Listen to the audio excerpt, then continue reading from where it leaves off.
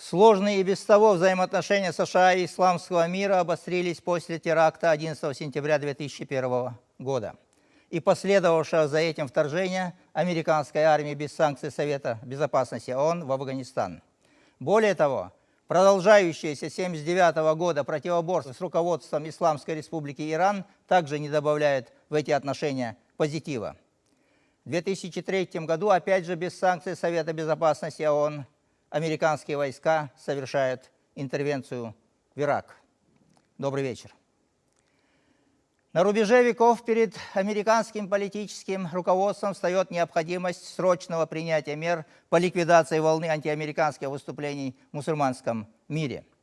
Была создана неправительственная организация Business for Diplomatic Action, которая разработала 5-летнюю программу деятельности, направленную исключительно на арабский мир и профинансированную из внебюджетных источников в полном контакте и координации с Госдепартаментом США и ЦРУ. Примерно в это же время, в феврале 2005 года, отношения американцев с руководством ряда арабских стран, особенно американо-сирийские отношения, потерпели крах, и президент Буш даже отозвал своего посла из Дамаска. Множество оппозиционных проектов берут начало в этот период. Американские деньги лицам сирийской оппозиции потекли после того, как фактически были заморожены политические связи с Дамаском в 2005 году, пишет в тот период Вашингтон-Пост. Развернутая широкомасштабная акция «Арабская весна», разрушившая практически Ближний Восток, споткнулась на Сирии после того, как на политической арене региона проявляет активность Россия. Свою черную страницу в политическую картину Ближнего Востока вписывает террористическая организация ИГИЛ, запрещенная в России. От этой организации открещиваются все западные страны, но цели, к которым стремится она, удивительным образом всегда совпадают с целями Соединенных Штатов и их союзников. ИГИЛ выгодно США хотя бы потому, что, во-первых, они помогают сохранить свою политическую гегемонию путем создания так называемого управляемого хаоса, снизить влияние Европы и Китая, создавая зоны нестабильности, а во-вторых, разрушительный эффект, вызванный ИГИЛ, помогает сохранить гегемонию доллара, разрушая финансовые структуры региона.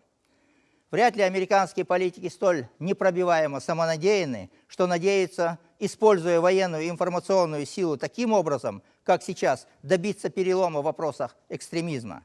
Вряд ли после многолетнего противостояния с Аль-Каидой они попытаются реализовать те же комбинации в создании ИГИЛ.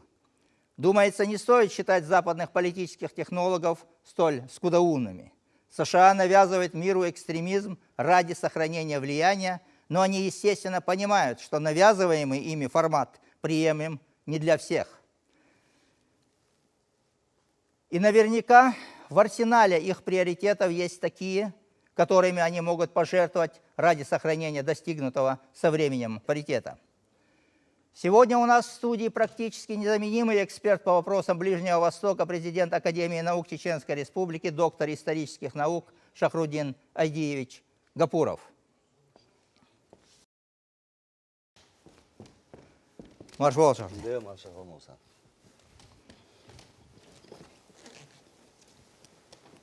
Шахрудин Айдиевич, наверное, начнем издалека. 1951 год. Меджлис Ирана, парламент Ирана, принимает решение о национализации предприятий нефтедобывающей промышленности. Связано это с тем, что совместная нефтяная компания, совместная Ирано-британская нефтяная компания игнорирует требования Ирана выплатить ему долю за добываемую нефть. В результате разразившегося дипломатического скандала Иран разрывает дипломатические отношения с Великобританией. Великобритания обращается в Международный суд Организации Объединенных Наций, в Совет Безопасности ООН, и принятию пробританских резолюций жестко препятствует Советский Союз вместе с союзнической Индией. Но продавать свою нефть Ирану не удается. Соединенные Штаты совместно с Великобританией организовывает международный бойкот торговых организаций. Была, правда, попытка со стороны Ирана продавать нефть Советскому Союзу по низкой довольно-таки цене, но это 1951 год. У Советского Союза в те годы еще нет нефтеналивных танкеров в достаточном количестве, и эта сделка тоже срывается. В 1952 году Соединенные Штаты Америки, Центральное разведывательное управление совместно с секретной разведывательной организацией Великобритании СИС разрабатывает операцию «Аякс», в результате которой премьер-министр Моссадык свергает шаха Мухаммеда Реза Пехлеви, который эмигрирует за границу, но затем вернувшийся шах арестовывает своего бывшего премьер-министра, который потом под домашним арестом так и проводит остаток своей жизни. В результате возвращения шаха 40% нефти Ирана отходит Соединенным Штатам, 40% приходится на долю совместной британо-иранской компании, естественно, тоже делятся пополам. Оставшиеся 20% в основном забирает компания Shell, ну и небольшая доля в пределах 5-6% забирают французы, которые оказали поддержку при проведении операции. Аналог уже из нашего времени. Ливия. 2007-2008 год. Руководство нефтяной промышленности Ливии целенаправленно проводит акцию по перезаключению договоров с западными компаниями в свою пользу. В 2009 году Муаммар Каддафи перед студентами Соединенных Штатов открыто заявляет о намерении национализировать нефтяную промышленность. И буквально через 1,5-2 года Ливию начинают бомбить. Если я не ошибаюсь, в октябре 2011 года полковник Муаммар Каддафи растерзан восставшей толпой. В связи с этим вот такой вот вопрос. Можно ли считать политику Соединенных Штатов столь однозначно алчной, или же все-таки в основе ее есть некая идеологическая какая-то доктрина? Муса, я бы немного уточнил относительно американо-иранских отношений от начала 50-х годов. В 1908 году Иран, который к тому времени, к началу 20 века, фактически был превращен в полуколонию, вынужден заключить с Англией концессию о разработке англичанами нефти на иранской территории. Сперва это геолого-разведочная работа, еще неизвестно, когда что будет. И вот в 1928 году забивает первый иранский нефтяной фонтан. Создается англо-персидская нефтяная компания, которая с 1936 года стала называться англо-иранская нефтяная компания, поскольку Иран, точнее Персия, до того называвшаяся, переименован Иран. Вы правильно подчеркнули, все эти годы, вплоть до начала 50-х годов, Иран от продажи своей нефти очень мало что получал. Более того, англо-персидская, англо-иранская нефтяная компания была фактически государством в государстве. Она не подчинялась иранским законам. Она обладала правом экстерриториальности. Она имела свои тюрьмы, свою полицию. Она могла арестовать любого иранского рабочего, работающего на нефтяных промыслах. Естественно, это было не просто неприемлемо с точки зрения иранских патриотов, иранского населения. Это было оскорблением, потому что вели себя англичане исключительно вызывающе. И вот идея национализации иранской нефти, она была популярна во всех, подчеркиваю, во всех слоях иранского населения. И вот тогда, в 1951 году, во главе правительства был поставлен представитель Национального фронта Ирана доктор Моссадык, то из множества пунктов программы, которые он выдвигал, фактически удалось осуществить одну, вот эту национализацию англо-иранской нефтяной компании. Но эта мероприятие имело настолько огромный резонанс внутри Ирана и за рубежом, что это обессмертило имя Мосаддыка. Естественно, это было поражение для Англии не только экономическое, хотя она несла многомиллионные убытки, но плюс еще и политическое, потому что без наличия Англии в качестве владельца англо-иранской нефтяной компании Англию вытесняли бы из Ирана и этого стратегически важного региона. Естественно, Англия с этим не смирилась. Сперва, как вы подчеркнули, попытались воздействовать через международные организации, через ООН, не получилось. Тогда был организован заговор, в который вовлекли и иранского шаха. Он охотно пошел на это, потому что независимая политика Мосаддыка не отвечала интересам шаха. Но заговор провалился. Шах был вынужден бежать, он был сам летчик, он на своем самолете бежал в Рим, в Италию. Значит, английская попытка свергнуть Мосаддыка не удалась, но, как вы и подчеркнули, к делу подключаются американцы, ЦРУ. Иран направляется делегация, группа представителей американского ЦРУ во главе с внуком президента Рузвельта, точнее его племянником Кертисом Рузвельтом. Вот ЦРУ сумела договориться с иранскими генералами, и в 1953 году они осуществили военный переворот. Мосаддык был арестован, и шах спокойно вернулся в Иран.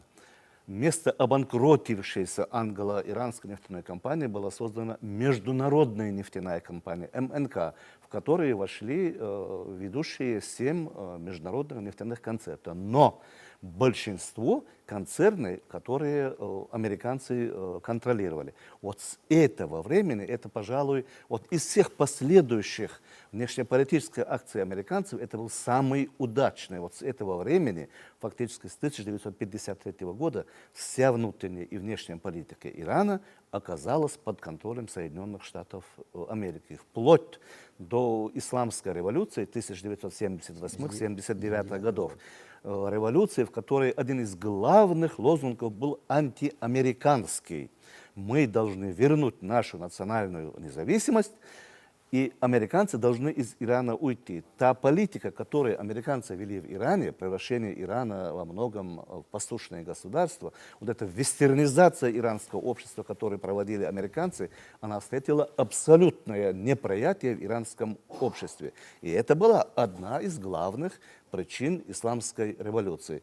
Вот настолько сильны были антиамериканские настроения, что когда вот шах вынужден был бежать 16 января 1979 года, 2 февраля вернулся Хамейни, руководитель исламской революции, то американо-иранские отношения были предельно напряженными. Ну а затем, как известно, в ноябре 1979 года происходит захват американского посольства.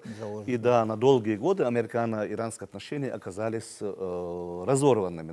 Провальная организация. Да, провальная попытка их освободить, да. Когда погибли американский самолет «Геркулес», столкнулись 2 вертолета, погибли морские пехотинцы, и на Иран были введены санкции. Ожидалось, Иран там с голоду умрет, арестованы все ее зарубежные счета, отказываются покупать иранскую нефть. Но именно вот Иран тогда показал, что нет.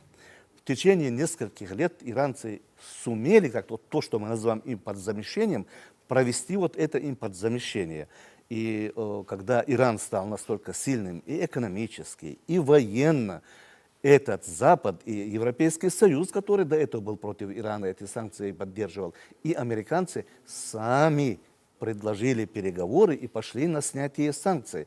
То есть уступки бы ни к чему хорошему Ирану не привели бы. Иран вернули бы в прежнее зависимое положение. Да, вы совершенно верно говорили насчет Ливии. Но тут еще пример Ирака. В 1970 году новые власти Ирака, тогда президентом был Хасан аль-Бакр, они национализировали принадлежащую опять-таки англичанам нефтяную компанию, основное богатство Ирак Петролиум.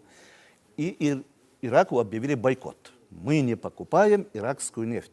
Но к тому времени, в отличие от 1951 года, пример, который вы приводили с Ираном, Советский Союз был довольно силен и был сильный танкерный флот. Вот Советский Союз стал закупать иракскую нефть и, в свою очередь, продавать его. В основном продавали страны Латинской Америки, на Кубу. Блокада иракской нефти была сорвана. И через 2 года западные страны были вынуждены пойти на соглашение с Ираком и начали закупать иракскую нефть. То есть только в тех случаях, когда проявлялась твердость, когда тот же Иран, тот же Ирак отстаивали свои позиции, Запад бывал вынужден пойти на попятную. Но и в случае с Ливией, и в остальных случаях арабской весны, конечно, в первую очередь, безусловно, это нефть. Это безусловно, это кровь экономики западной. Но второй очень важный момент – это попытка установить на Ближнем Востоке абсолютную американское господство и власть. Это к тому времени, ведь к началу арабской весны у России на Ближнем Востоке из действительно очень большого наследства Советского Союза, который очень силен был на Ближнем Востоке, оставалось 2 союзника. Это Сирия и Ливия. Увы, Ливии Муаммара Каддафи удалось свергнуть. Подняли по цели раздор между племенами, там основные 3 племенные группировки. Но вот уничтожение Муаммара Каддафи, свержение его режима, ведь и американцы, и англичане, и французы сыграли самую непосредственную роль. Ведь к тому времени в Ливии высадились их спецназовцы. Бомбили Ливию не только американцы, но и французы, и англичане.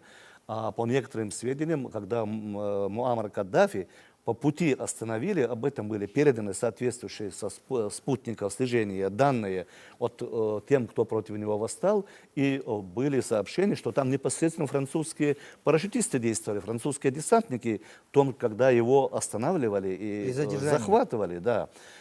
И поэтому тут не только экономический фактор, тут фактор вытеснения России с Ближнего Востока.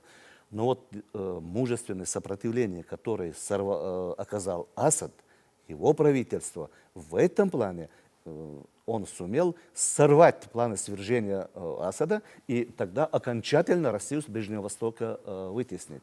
Безусловно, другой фактор.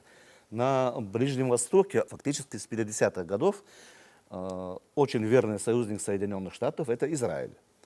Но начиная с первой арабо-израильской войны с 1949 года, вот первой арабо-израильской войны с арабской стороны участвовало 7 государств.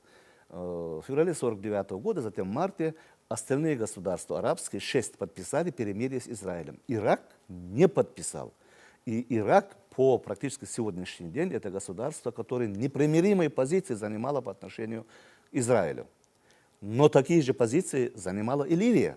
Вот израильский фактор, безусловно, тоже при этом присутствовал. Уничтожить в первую очередь те арабские правительства, которые угрожали Израилю. Так что тут целый ряд факторов. Нефть, да, экономическое господство, но и вытеснить отсюда Россию, но и при этом уничтожить те правительства, которые по отношению к Израилю занимают вот такие непримиримые позиции, которые считают, что должно быть, да, создано палестинское государство, Израиль должен освободить те же Голландские высоты и так далее. А вот в настоящее время позиция Израиля?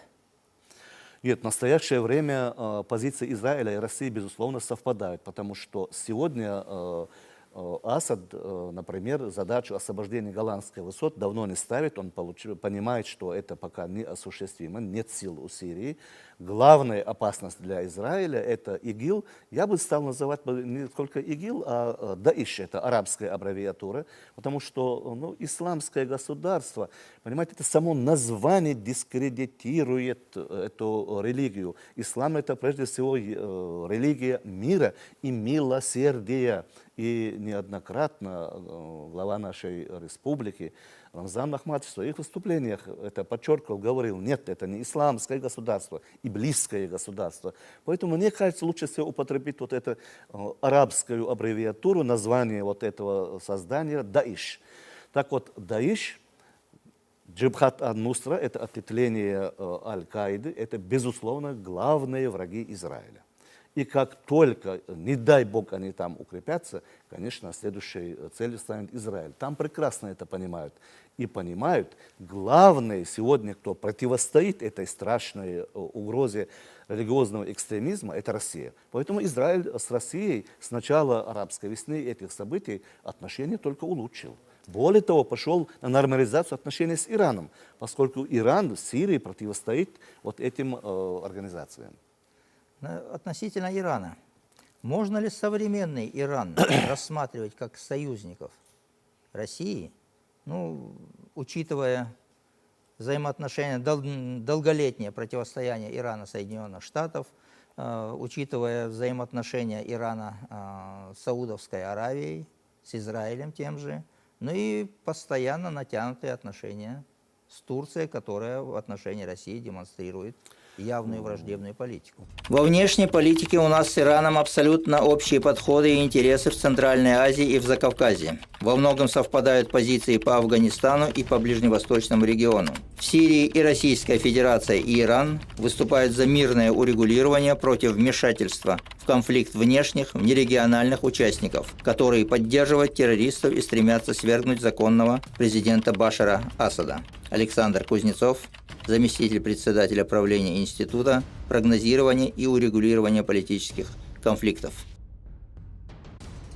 Вот Советскому Союзу и России в течение многих лет удавалось лавировать, занимая действительно очень тонкие, точные позиции по отношению к этим двум странам, Ирану и Турции. Да? У этих двух стран очень сильное соперничество за господство в регионе Среднего Ближнего Востока. Но Россия в течение многих лет, повторяю, так тонко вела свою политику, что и с Ираном нормальные отношения было, и с Турцией. Они испортились по вине Турции после того, как сбили наш самолет.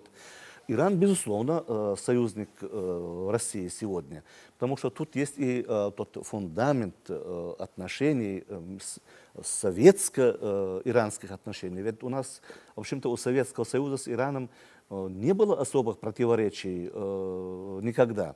Единственно, в 1941 году, когда нужно было перевозить грузы, которые выделяли Соединенные Штаты по ленд-лизу, и очень большие потери были, когда их перевозили через Атлантику, немецкие подводные лодки, авиация, очень большой урон наносила. Был второй путь, через иранскую территорию, наше Закавказье. Первоначально иранский шах, тогда несколько сближившийся с фашистской Германией, выступил против. И тогда союзники по антигитлеровской коалиции достигли соглашения, по которому Иран вводились с севера советские войска, с юга английские войска. Иранский шах был свергнут, его сослали на остров Святой Елены, его сын стал шахом, но с этого времени и после окончания Второй мировой войны у Советского Союза и Ирана были нормальные добрососедские отношения. Особенно именно в области разработки газа, нефти. Ведь из Ирана была проложена нитка газопровода, наше Закавказье. Мы свой газ отсюда продавали с европейской части на запад, снабжая Закавказье и Кавказ иранским газом. И была достигнута накануне иранской революции договоренность, что будет протянута и вторая нитка газопровода, чтобы увеличить поставки газа. Когда в Иране произошла исламская революция, Иран, в принципе, рассорился со всем западным миром. Ведь одна из установок, которая была выдвинута Хамейни, это мы в Иране создаем общество, не опираясь ни на Запад, ни на Восток. Но единственно, с кем хамейнистский Иран сохранил добрососедские отношения, это был Советский Союз. Более того, в результате событий с американцами захвата посольства, когда были введены санкции против Ирана, арестованы все их счета, в Иране возникла реальная угроза голода. Потому что почти половина продовольствия, потребляемого Ираном к концу 1970-х годов, оно поставлялось в основном из-за рубежа. Во многом Аргентина, Бразилия, Новая Зеландия, Австралия, мясо, масло, вот эти продукты. А теперь полностью была объявлена блокада Ирана. И вот тогда ситуацию в Иране, пока Иран не наладил собственное сельское хозяйство, спас ведь Советский Союз. Хотя мы помним, в конце 70-х годов в самом Советском Союзе тяжелая ситуация с продовольствием была, талоны были введены, но ради сохранения международного статуса Советского Союза мы на эти ограничения пошли. В Иране, конечно, безусловно, об этом помнили и помнят сегодня. А потом уже в условиях западных санкций против Ирана именно Россия долгие годы, нулевые годы, была надежным союзником Ирана. Мы там строили атомную электростанцию, у нас очень тесное экономическое сотрудничество, и главное, Иран по многим вопросам поддерживал тоже Россию, скажем, Организации Объединенных Наций. Хотя у Ирана были напряженные отношения с Израилем. Они, правда, сводились в основном, скажем, таким резким заявлением. Особенно их делал иранский президент Махмуд Ахмадинежад.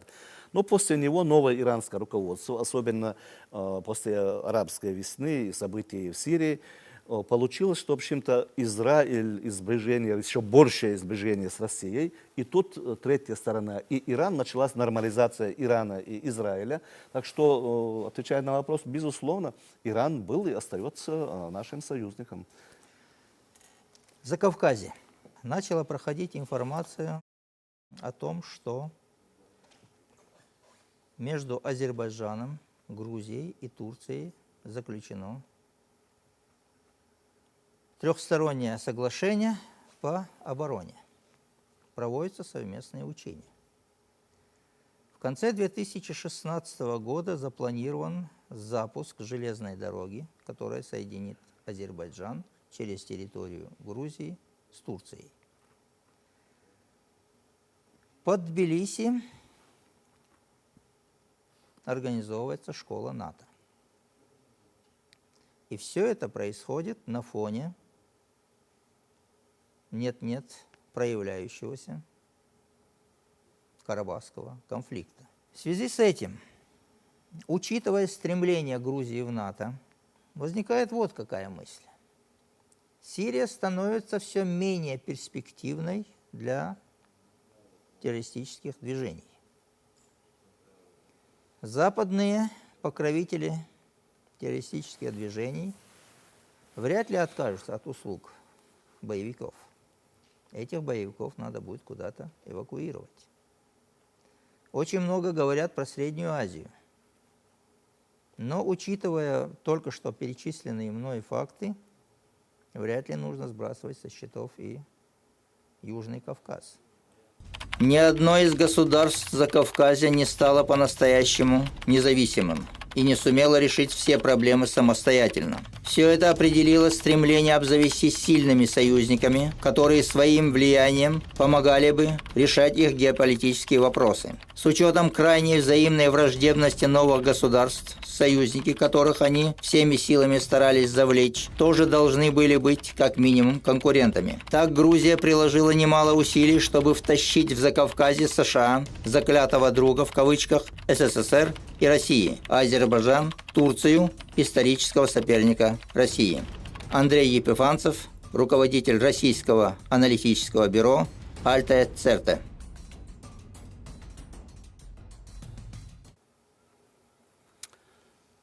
Вы знаете, на Южном Кавказе или Закавказье очень сложный клубок очень деликатных и проблем. Россия имеет давние, очень тесные военно-политические отношения с Азербайджаном, очень тесные экономические отношения. В вопросах, скажем, Каспийского бассейна Россия и Азербайджан всегда находили взаимопонимание и взаимоподдержку. В то же время Армения – это военный союзник России, это член ОДКБ, это член Евразийского пространства. Армения находится единственной на Южном Кавказе, военная база России. И в то же время очень, скажем, непростые отношения у нашего союзника Ирана с Азербайджаном, поскольку там существуют азербайджанские факторы, ведь если, собственно, Азербайджанской республике проживает около 10 миллионов азербайджанцев, 2 раза больше проживает их в Иране. И по разные стороны границ, естественно, есть силы, которые ставили и ставят вопрос, что, в общем-то, хорошо бы создать единый Азербайджан, разделенный Гюлистанским договором 1813 года. Поэтому вот в противостоянии Азербайджан-Армения наблюдается такой парадокс. Казалось бы, мусульманский Иран, где с Азербайджаном одна религия, шииты, и в Азербайджане, и в Иране шииты, но Иран поддержал не Азербайджан, а Армению. Ведь когда начался Азербайджано-армянский конфликт, и Азербайджан перерезал железную дорогу, автомобильную дорогу, которая из России идет через Азербайджан на Армению, и свою границу закрыла Турция, Армения очутилась в полной блокаде. А Армения, к сожалению, не производит необходимого количества продовольствия, промышленных товаров, прочее для себя. Их откуда-то из нее надо завозить. И вот единственные ворота открытой границы оказалась иранская. Только Иран позволил через свою территорию все это завозить. То есть Иран в данном случае именно из-за азербайджанского фактора оказался ближе к Армении, чем к Азербайджану. И, конечно, Нагорно-Карабахский конфликт – это очень тоже тонкая материя. Россия, имеющая одинаково дружеские отношения с Азербайджаном и с Арменией, имеющий военно-политические тесные связи и там, и здесь, как тут быть? Тут единственная вот та верная политика, которой следует руководство России, мне кажется, вот эта деликатная, тонкая, только она и возможна. Потому что однозначно поддержать одну из этих противоборствующих сторон, и Россия в Закавказье может понести серьезные потери. Россия до сих пор играла на Южном Кавказе стабилизирующую роль. Ведь даже последний конфликт и то, что с 1992 года не было серьезных конфликтов, это безусловная заслуга России. Ведь когда вспыхнул последний конфликт, было немало сообщений, что он был во многом инициирован Турцией. Перед этим произошла встреча министров обороны Азербайджана и Турции, и буквально сразу через несколько дней начался этот конфликт, 4-дневная война, как ее называют. И причем в это время сам президент Азербайджана Алиев, говорят, республики отсутствовал. Любой поворот в турецкой внешней политике имеет смысл, если он не конфликтует с российским присутствием в регионе. На сегодняшний момент у Анкары очень хорошие отношения с Грузией и прекрасные отношения с Азербайджаном. Это важный момент. Но нужно быть готовыми к тому, что в ближайшем будущем конфигурация положения Турции в регионе может стать более сложной. Жерар Лебаридян, политолог, профессор истории Мичиганского университета, США.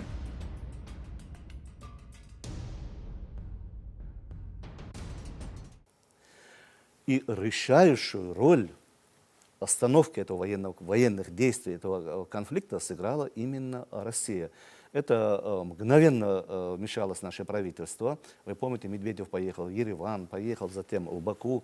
Президент России Путин лично звонил армянскому президенту Сарксяну, азербайджанскому президенту Алиеву, пустил в ход все свои дружеские отношения с ними, но военные действия были приостановлены. Это сколько спасенных человеческих жизней. И позиция Москвы в этом деле – это только мирными переговорами, и временем это можно решить. Вот только эта позиция и позволит России сохранить свои позиции на Южном Кавказе. Здесь очень тонкий подход нужен. Здесь нельзя ни в коем случае действовать топорно, иначе мы действительно можем понести серьезные потери на Южном Кавказе. Что касается Грузии, я знаю, что грузинский народ, грузинская интеллигенция очень дружественно относится к России. В Грузии нет абсолютно антироссийских настроений. В Грузии помнят нашу многовековую историю. Ведь с конца XVIII века от истребления грузинский народ был спасен именно Россией. Даже достаточно вспомнить один поход в 1795 году иранского шаха Ага Мухаммеда на Грузию. Говорят, тогда улицы, колодцы Тбилиси были завалены трупами убитого грузинского мирного населения. Это страшный погром был. Вот от дальнейших походов Грузия была спасена тем, что в 1801 году по просьбе грузинского царя, точнее кахатийского царя Ираклия II, Грузия была присоединена к России. Мы помним, как после этого Грузия развивалась быстрее, чем остальные национальные окраины России. Мы помним вот этот синтез грузино-русской культуры, который дал такие великолепные плоды. Если даже только вспомнить грузинскую литературу, поэзию, кинематограф грузинский, который так великолепно развился в Советском Союзе. Театр, литература. Да, да, это же действительно такой симбиоз был русско-грузинской культуры. Конечно, эти воспоминания Грузии живы. Грузины, совершенно грузинское население не испытывает никаких антирусских, антироссийских симпатий. Там очень надеются на нормализацию этих отношений. Да, наши ожидания, что после свержения Саакашвили быстро все нормализуется, не оправдались, но я знаю, что стремление грузинского населения, грузинской интеллигенции к этой нормализации есть. Нам бы хотелось, чтобы это быстрее шло, но, видимо, проблемы действительно болезненные, требуется время, чтобы их решить. Да и политическая перестройка, я думаю, требует определенного времени. Это Да, действительно конечно, так. да. Шахруди Адеевич, вам наверняка приходилось знакомиться с картой так называемых кровавых границ полковника Ральфа Петерса. На этой карте показан Ближний Восток, как он планируется после его перекраивания Соединенными Штатами. Саудовская Аравия поделена на 3 части. Сирия не имеет выхода к морю. И обратите внимание на Ирак, разделенный на 2 части, на шиитскую и суннитскую часть. И на этой карте значится Курдистан. Можно ли рассматривать вот эту вот карту, о которой, кстати, очень часто говорят во многих военно-политических аналитических статьях, рассматривать как часть стратегии Соединенных Штатов? Понимаете, управлять едиными большими арабскими государствами по своему усмотрению довольно сложно. Можно поставить, скажем, результаты военного ли переворота, гражданской ли войны своего человека, но когда он покажет себя явно марионеткой Соединенных Штатов, а антиамериканские настроения на Ближнем Востоке, да и на Среднем Востоке в целом довольно сильны, то его могут скинуть довольно быстро. А вот если эти государства будут разделены по религиозному, по племенному признаку на отдельные части, конечно, ими управлять будет очень легко. Более того, вот тогда, может быть, и близка будет американская мечта установить на Ближнем Востоке свое полное господство, вытеснив отсюда Россию. Других пока, скажем, государств, которые на Ближнем Востоке имели свои сильные позиции, пока мы не видим. Я бы туда добавил бы еще и Ливию. Фактически Ливия после этой печально известной арабской весны, как единое государство, не существует. Центральное ливийское правительство Триполи, оно ничем не управляет. В Ливии фактически идет гражданская война. Фецан, Триполитания, Киренайка, вот 3-4 района, которыми здесь правят это вот племенные объединения. А сегодня часть Ливии находится еще и под властью Даиш или ИГИЛ. То же самое относительно Ирака. Вот посмотрите, как красиво назвали Фри Курдистан, свободный Курдистан. Да, это вековая мечта курдов создать свою автономию, свой Курдистан, и Соединенные Штаты этим очень ловко пользуются. Они поставляют им оружие.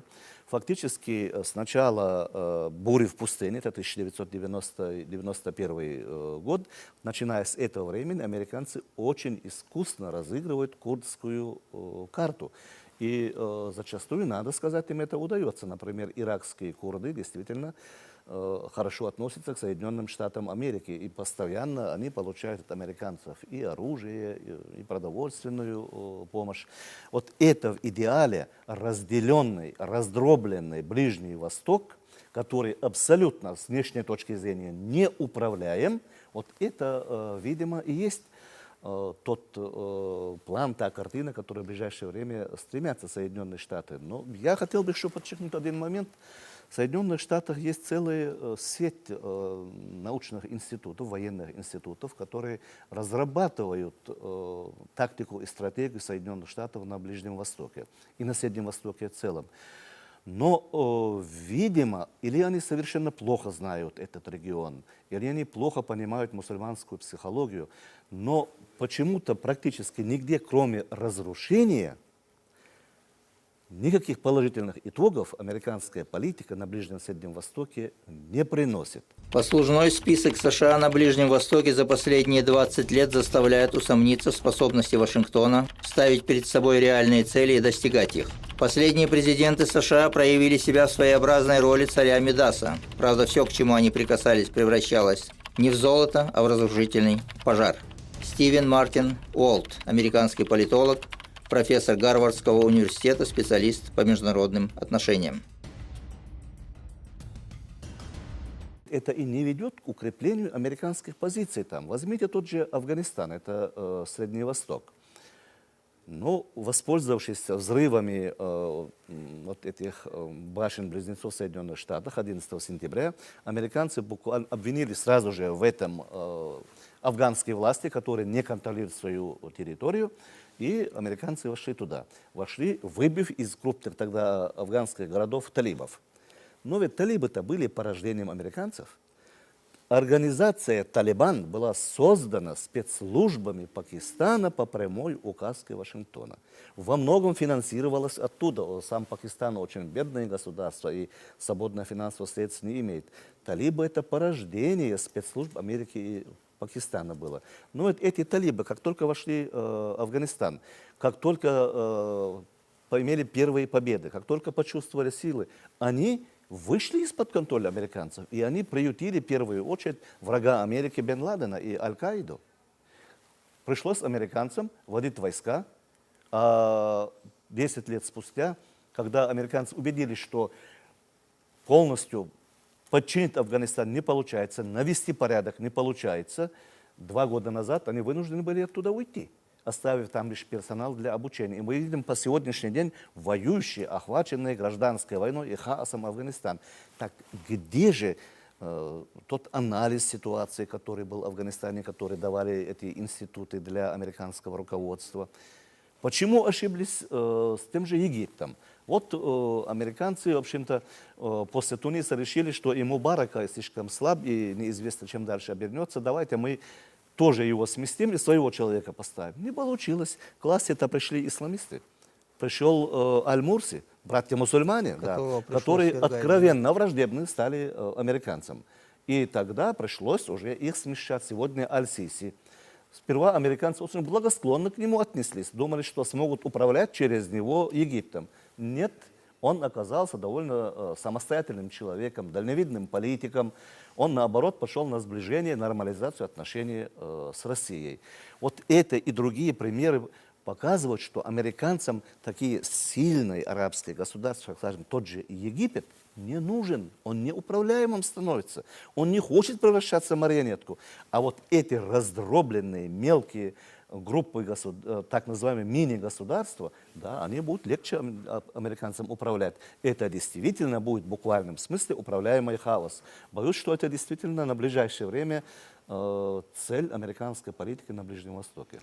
Шахруди Адиевич, я хочу вас поблагодарить за сегодняшнюю беседу, а заодно и извиниться, что мы так часто вас тревожим. Это связано с тем, что ваши комментарии очень емкие и разносторонние.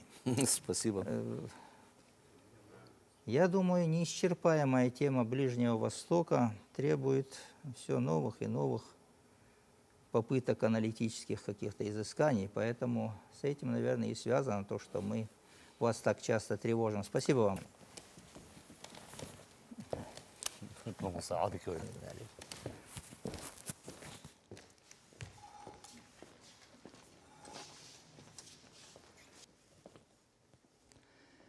Хочется верить, что коварство в планах США больше, чем злонамерение.